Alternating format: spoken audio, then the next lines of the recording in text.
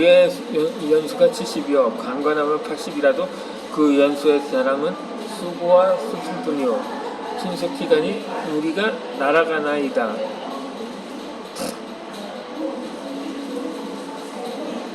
양강모 시인은 삶과 죽음에 대해 살면 우산을 펴었다 접었다 하는 일이요 죽음이란 우산을 더 이상 펼치지 않는 일이라고 표현했습니다. 아버지의 연세에 87살이고 아버지의 우산을 더는 펼치지 않는 날이 다가올 것을 알기에 마음이 조급조급해졌습니다. 그래서 침례일은 8월 10일이 가까워질수록 기도를 더욱 많이 해야 했습니다. 어느 날은 교회에 안 다니면 안 되겠냐고 아버지의 어려움을 토로하셨습니다. 어느 날은 침례 안 받고 교회에 다니면 안 되겠냐고 제안하기도 하셨습니다. 난 매주 토요일에 8시 50분에 어김없이 모시러 올 테니 준비하고 계시라고 단호하게 말씀드렸습니다. 그렇게 침례 공부를 하고 8월 10일이 되었습니다. 내가 늘 가지러 갖고 있어 꾸며거리는 침례를 드디어 아버지가 받게 되었습니다. 아버지가 신혼여행으로 갈아입고 장로님의 조문보다 천천히 물속으로 걸어 들어가셨습니다. 목사님이 이미 물속에서 아버지를 기다리고 계셨습니다. 드디어 아버지가 물속에 잠겼다가 목사님이 일으켜 세우셨습니다. 이 침례를 받고 물에서 올라오신 아버지가 옷을 가리기 위해 탈의실로 가셨습니다. 그런데 탈의실에 나오신 충분한 시간이 되었는데 나오시질 않아 탈의실 쪽으로 몇 발자국 가보았습니다. 곁에 목사님과 장로님이 서 계시고 남동생이 조용히 아버지의 젖은 머리를 하얀 수건으로 닦아드리고 있었습니다. 그때 나는 숨이 멎는 줄 알았습니다. 신상의실에서 가태어난 아기의 머리를 수건으로 닦아주시는 모습을 본 것입니다. 아버지가 시큰시키던 머리에서 가태어난 신생아의 머리가 보였던 것입니다. 아버지가 분명 다시 태어나셨습니다. 조금 전 물에서 올라오시면서 다시 태어나신 것입니다. 아버지 하면 어린 시절의 여러 장면이 떠오릅니다. 그 중에 한 장면은 아궁이에 불을 때던 시절 안방 아랫목이 따뜻해 젓갈 모양으로 온 가족이 한 입을 잡고 자는 때가 있었습니다. 새벽이 되면 아랫목도 쉬고 몸을 웅크리고 자야만 했습니다. 그러면 아버지는 소염을 쏠 겸 아랫목을 따뜻하게 하시려고 깜빡한 새벽에 일어나십니다. 새벽에 입은 옷을 저녁에 격해주신 것처럼 붉게 켜지 않고 옷을 하나씩 입으십니다. 이렇게 일찍 일어나서 아궁이에 군불을 지펴 소 여몽을 수건하셨습니다. 아궁이에 불을 지피면 서서히 방바닥에 따뜻해져서 웅크리고 다전 우리들의 몸이 스스로 펴졌습니다. 아버지는 그렇게 평생 일만 하셨습니다. 평생 일만 하셨기에 아버지가 교회에 나가시는 것은 다른 세상에서 사시는 것과 같았습니다. 침례는 아버지의 인생에서 최고의 선물이었습니다. 하늘에 가실 수 있는 여수의 최고의 선물을 받으시게 된 것입니다. 앞으로는 일하지 말고 교회만 다니시라고 말씀드렸으니 어린아이처럼 좋아하셨습니다. 잠언 16장 9절에는 사람이 마음으로 자기의 일을 계획할지라도 그 걸음은 인도하셔서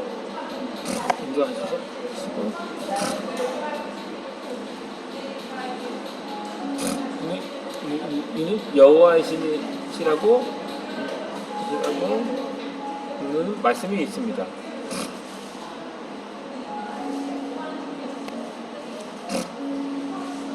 작년에 아버지가 침례를 받으신 이후에 인생은 펴질 것이라 퍼지라는 생각이 들었습니다. 그리고 이 모든 것이 하나님의 계획이 있다는 것을 깨닫게 되었습니다. 친정어머니의 침례를 위해 나는 머리 경상도로 발령나게 해 어머니가 딸이 강천으로 오게 해달라고 기도하면서 교회에 나갈 수 있고 침례를 받았습니다. 이제 와서 생각해보니 경상도에 있을 때의 그 3년의 이 고생만 한 시간은 아니었습니다. 어머니께서 최고의 삶을 안겨드리기 위해 하나님께서 나를 도구로 쓰셨다는 것을 20여 년이 지난 이제서야 깨닫게 되었습니다.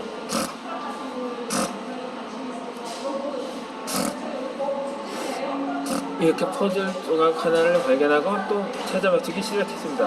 하나씩 맞추다 보니 내 인생 전체 그림이 궁금해졌습니다. 하지만 전도서 3장 10절에 하나님이 하시는 일의 시종을 사랑으로 측량할 수 없게 하셨다는 말씀이 있으니 내 인생이라도 내가 어찌 측량할 수가 있겠는가요? 내 인생을 하나님께 맡기는 수밖에요. 퍼즐 조각 하나 또 하나 맞추다 보면 나에게도 자신의 위선이 펼치지 않는 날이 오게 될 텐데 그때는 하나님이 계획하신 대로 내 인생 퍼즐이 모두 완성되는 것입니다. 하나님의 계획은 나는 찬미가의 가사가 생각납니다. 하나님의 계획은 오묘하셔서 우리가 측량할 수 없으며 하나님의 뜻은 분명하셔서 우리가 거역할 수 없도다. 하나님의 은혜는 너무 크셔서 우리를 성하게 아니하시네. 하나님의 약속은 거짓말 없어서 우리를 실망시키지 않으시네. 이처럼 하나님께서는 우리를 들어쓰시기 위해 준비작성을 갖추십니다. 우리가 고난을 처하게 되면 이것은 하나님께서 쓰시기 위해 준비 과정에 들어갔다고 생각해야 합니다. 그리고 하나님을 향해 잠잠히 기울이면 됩니다. 그 준비 과정이 맞춰지면 곧 하나님께서 쓰실 것입니다.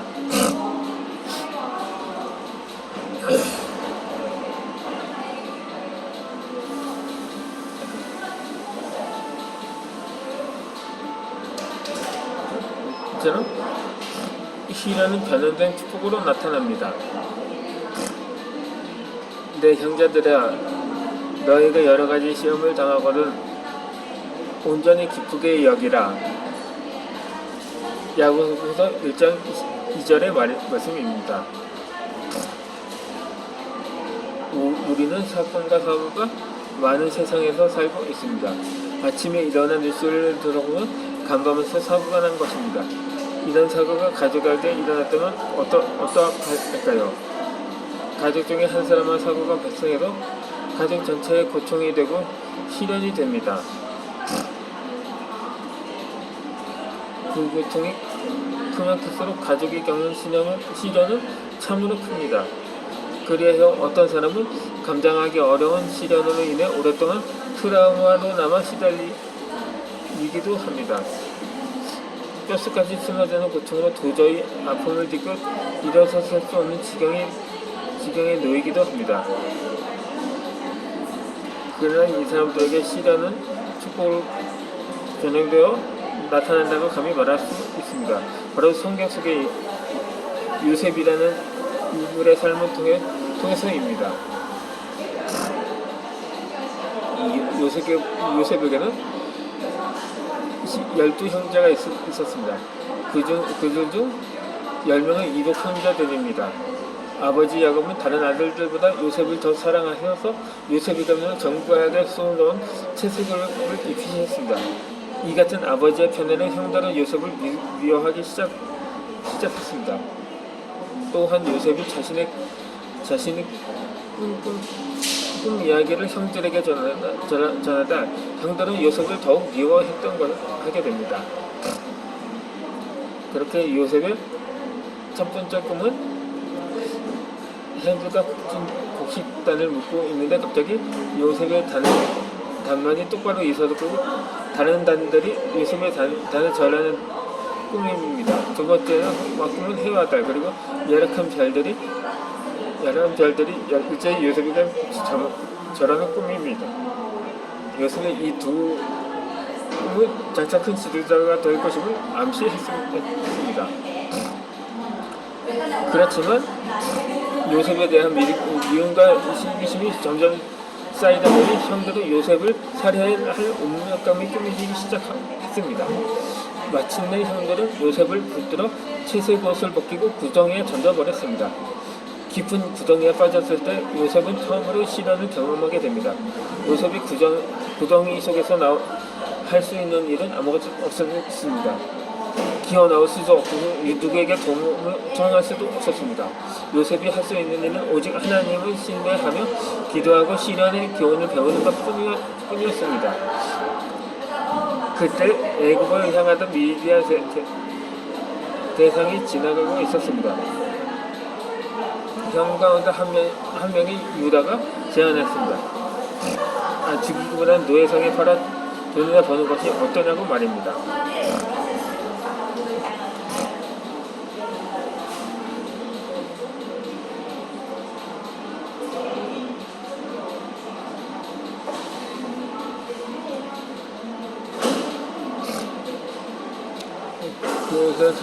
그래서 사람이 팔인 값이라고 하기에는 너무나 적은 은하 20냥의 팔인 요셉은 애굽으로 끌려갔습니다.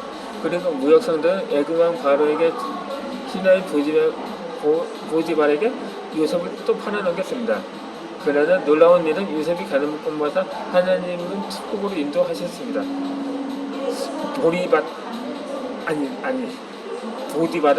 보디발은 경건하고 성실한 요셉에게 집안의 종들을 다스리는 임무를 맡겼습니다.